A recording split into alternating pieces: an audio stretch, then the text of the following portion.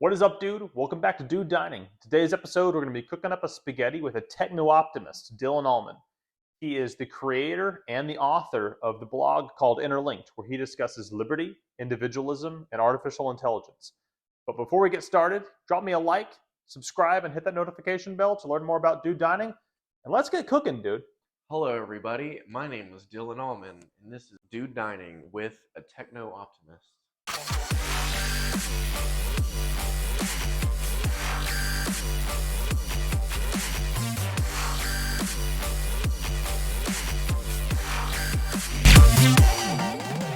Spaghetti. These are all going to be all of our ingredients here. I'm also going to have this listed on our website, dodining.com. This is probably the first post we ever made on that website. This is one of my favorite recipes.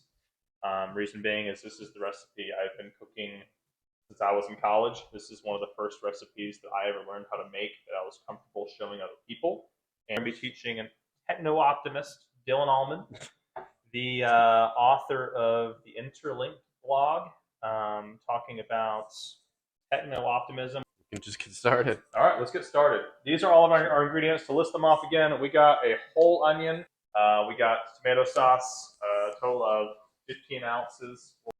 Minced garlic, pepper, black pepper, all these Costco stuff, chili powder, salt, bay leaves. Why does no one use bay leaves anymore? This is like a lost ingredient. Have you used bay leaves? Nope. No. And I read an article a couple of years ago, one of those articles that just loves to shit on millennials for everything. It's like, millennials killed bay leaves. I'm like, yeah, that's all because of us. But it's super aromatic. Highly recommend using bay leaves in your cooking. We have basil. We have oregano. We have garlic powder. Crushed red pepper. Yeah, good tasting sawdust. Parmesan cheese, pre-grated. And we also have olive oil. A massive amount of olive oil. We're not going to be using all of this. Is that from Costco? It is from Costco. Almost all of this stuff. I'm actually Really? trying to figure out what's not from Costco. Yeah, it's Kirkland brand. I guess they don't have this at my Costco. You ever sharpened a knife before? Yeah. No. You sure you know how to do this? Oh, I don't know how to do that. What did you think I meant Just by the little sharpening a thing knife? that where you go. Oh, like that. one of those, like, okay. Yeah. I actually have one I've never of those done too. that before. That's what we're doing this way.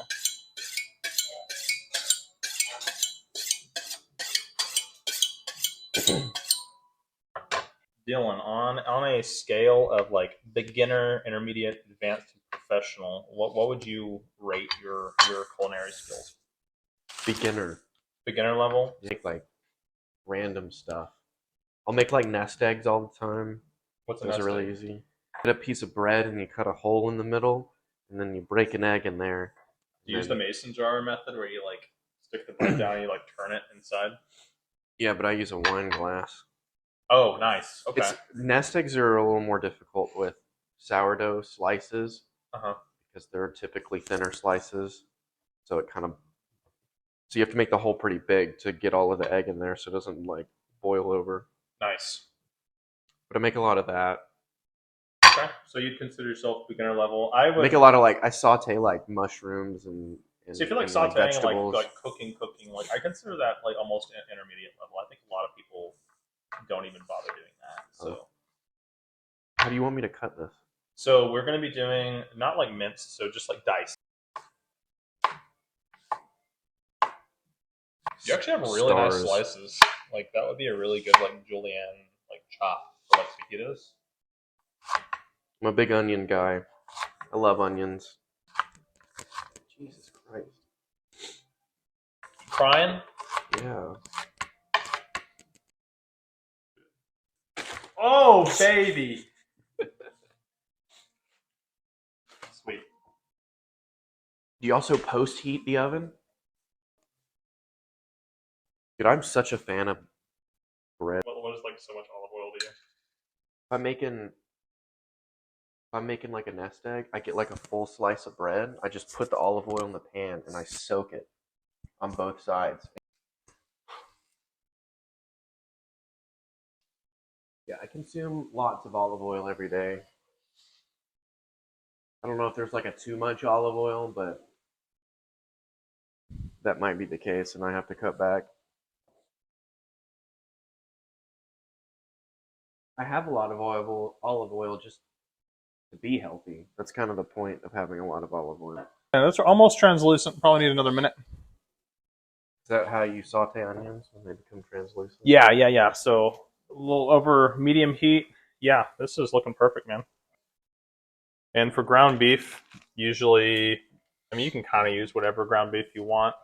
For me, I like using like 90% lean. That's just kind of is pretty well rounded for my purposes, but you can use whatever you'd like. Fattier ones will be a little bit more flavorful, but obviously more fatty. And you're probably like, why is this in a Ziploc bag? This is in a Ziploc bag because I buy all of my meat in bulk. I buy like 10 pounds at a time and throw it in my freezer. So we're going to do a little bit of Worcestershire sauce up in here. Lee & Perrins is the only brand you should ever be buying for this. It's used. And they're so good. Roughly a tablespoon of that. Should I get Worcestershire sauce to cook with? Definitely. I think it really helps What's in enhance it? the flavor of... Does it have a lot of sodium and stuff? What's in it? No, it honestly doesn't. So per teaspoon, it has 65 milligrams of sodium. Dude, this is looking good so far. So on this board, we're just going to slice up this bread here. Did you want to do this? I'll watch your stuff over here. I'm very bad at slicing bread. Well, you got to get better. You got to practice. There's a bread knife. Dude, you already know. Perfect. You got the right one. How are we slicing this? So we're going to slice that however you want. You have the freedom to slice however you like. Red meat still considered red meat after you cook it and it's not red anymore?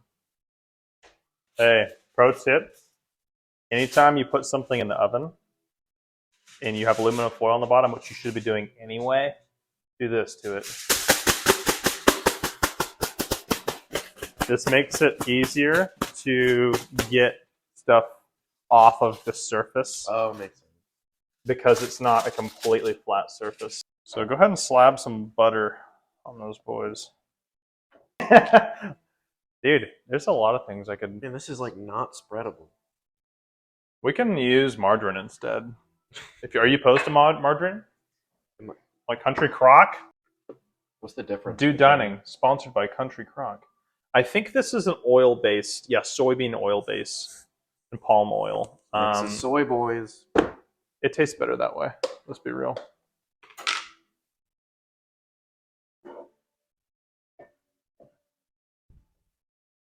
We're going to need to come back over here in a minute. I've turned down our heat slightly so we don't burn.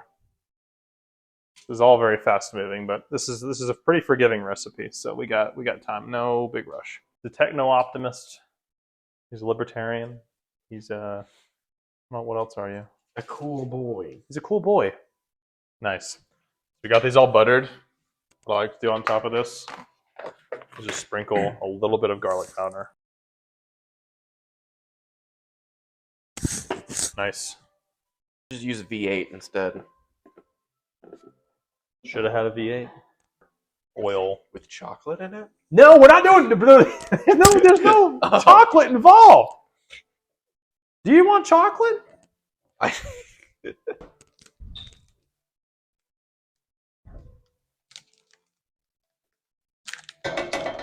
We're adding in our seasonings now. We're going to be starting off. Go ahead and do, here's this. I'll start handing you seasonings. First seasoning that we're going to do, show them off here. We're going to do a teaspoon of salt. There you go.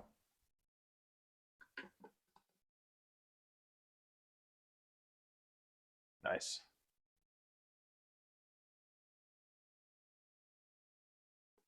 Cool. Now we're going to do a half of one of those of pepper. Black pepper. Cool. We're going to do a teaspoon of chili powder. Love it.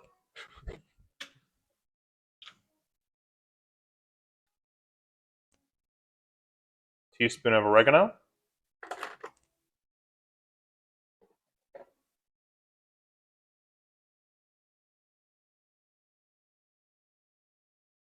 So a teaspoon of basil.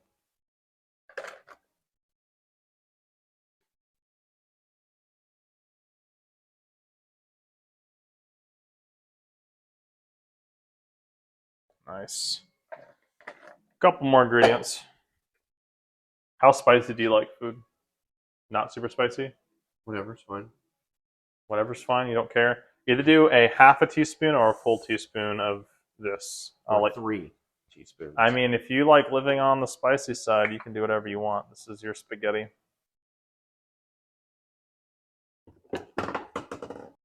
And we're just adding in 2 of these, 2 bay leaves. Just 2 of them? Yep. Good. We're gonna let this cook for another minute or so, and then we're gonna just let it simmer. We're gonna need to boil some noodles here. So, pro tip, anytime you're boiling a pasta, make sure you salt the shit out of that water. You know what I'm talking about, Dylan? So it doesn't clump? Well, it also just gives it like a ton of flavor. Like, I'm talking like this much. Like, salt the shit out of it. Are we in the digital age? Is that like what this age that we're currently in? Is Yeah, the we're like in the age? beginning, but it's also just kind of forward-looking as well. So where do you see us as like humanity in like 50 years as far as that goes, as far as us being interlinked or connected or networked the way that you've described it? Jeez, I've read a couple of your blog posts. I have like a very like layman's understanding. I mean, the metaverse may be a portion of it. That's just also one of the things that I talk about and emphasize is that you don't really know what exactly is coming. That's just kind of the nature of innovation and progress. You can have a general idea of, hey, we'll probably have better technology. It'll probably address problems that we have in society. Mm-hmm. But further than that, I can't know, because that's the whole point of the market and innovation, is that there's things that are successful and people are incentivized to invent those things because they haven't been thought of yet. So, okay. So, like, either humanity is going to destroy itself or we're going to have colonies on Mars. I guess that makes sense because we only went to the moon, what was that, 50 years ago, roughly? 60 years ago. 60 years ago. So I mean, in like theory, it's possible. So your stance on all of this is more. We don't know the specific details of where we're going to be, but be prepared, because we see it's not just an exponential growth; it's logarithmic at this point. Logarithmic meaning what? Meaning instead of it being like times 2 every 2 years or whatever, it's like times 10, times 20. So it's like it's just straight up in the air. It's not. So like at this point, like exponentially growing and advancing. I mean, that makes sense. I feel like the world's changed so much in like the past, like 5 years. It's like a totally different universe. The world has changed. The world of technology has changed, in the last year and a half, so much that, and so quickly, that the rest of society hasn't caught up yet. Because typically with technological innovation, it'll take a certain amount of time to the point where society will adapt as it goes. But with the current progression of AI, to the point where we're measuring progress on a weekly basis, to the point where your grandma might not even know what AI is because she's about a year or 2 behind even knowing what's going on. But every single day we're seeing new advancements and new AI tools and technologies that weren't possible a week prior. So that's fair. I mean, even like you got your like Chat GPT stuff, you got your art creation through like Dali, Midjourney, all of that. I feel like a lot of that stuff is different, like substantially better than it was like 6 months ago. Yeah. In relation to cooking, where do you see AI advancements? I know we had talked about that briefly, but like, do you see there being anything useful that AI could assist with outside of what we've already talked about? I'm just trying to brainstorm that. I'm trying to like visualize that. Yeah, recipes. I have a friend. I was talking to her the other day. She mentioned that she doesn't even look up recipes anymore. She'll go into ChatGPT and say, "Hey, I want a new recipe on how to make this," and it'll just make it. And she has a lot of dietary restrictions, so she'll say, "Okay, make it, vegan and gluten free and this and that," and it'll give her a recipe. And it gives her like a pretty accurate recipe. Yeah, and then boom, she makes it, and she hasn't looked up recipes in months. What I mean by logarithmic is at this point, it's not just exponential as in, hey, I've developed this new technology, I'm going to use this new technology to develop new technology and just keep building off of it from there.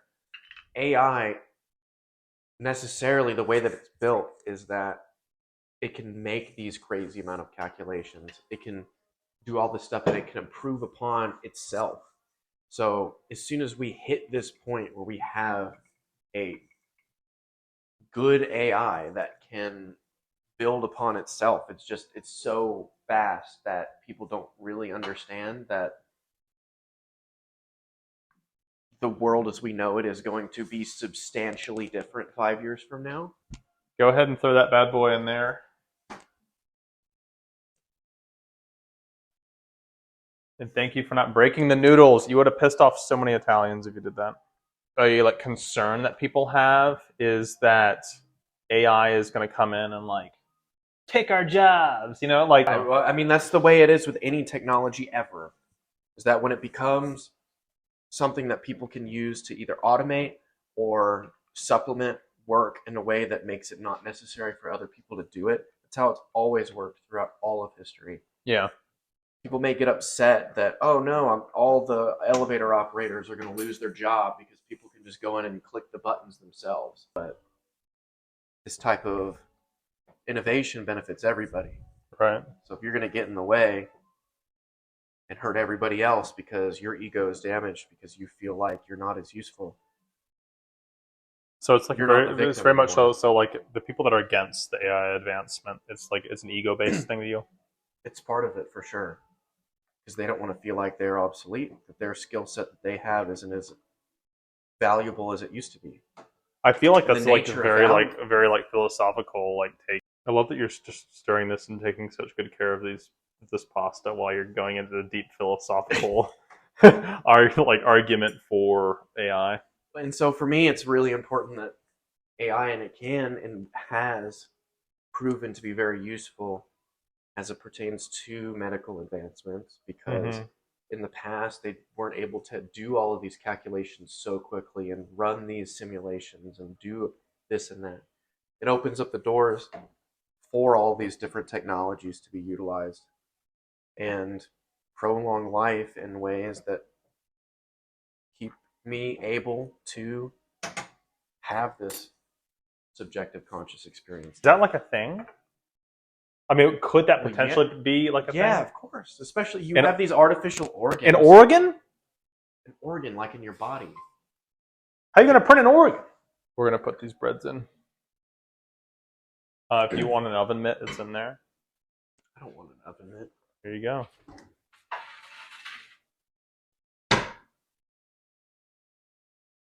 Top rack should be fine. So, real quick, you know how to test if pasta is done? No. You're gonna get one little strand.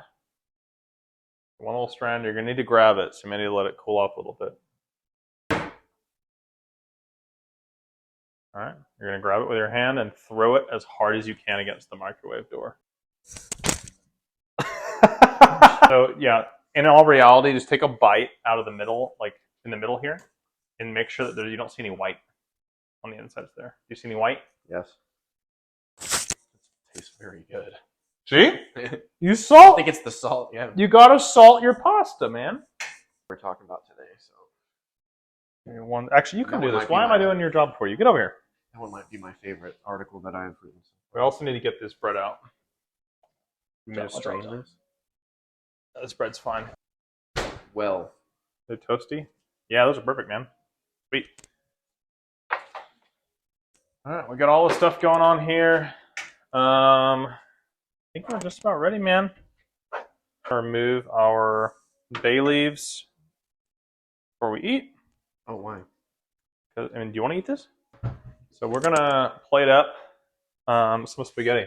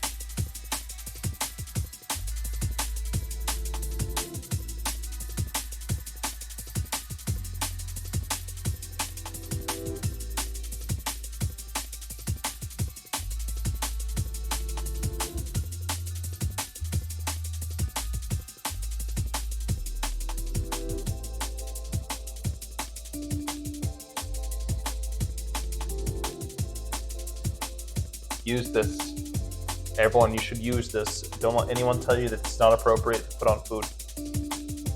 People say that? People get really mad if you use pre-grated Parmesan.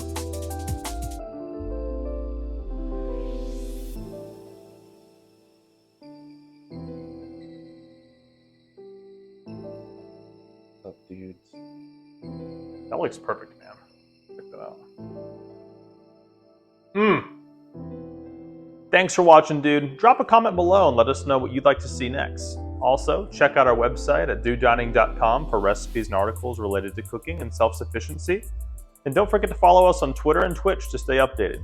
See you next time.